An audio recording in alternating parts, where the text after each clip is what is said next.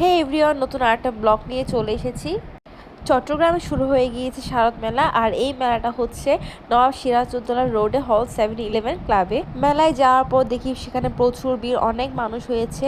আর এবারের এই মেলাটায় জুয়েলারির দোকান কিন্তু অনেকগুলো ছিল।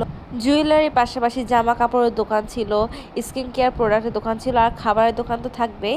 তবে আমার কাছে জুয়েলারিগুলো খুব সুন্দর লেগেছে অন্যান্য মেলার চেয়ে।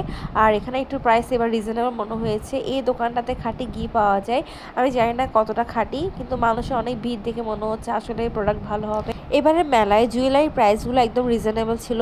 100 টাকা তো সুন্দর সুন্দর কানের দুল পাওয়া যাচ্ছিল, হাতের চুড়ি পাওয়া যাচ্ছিল।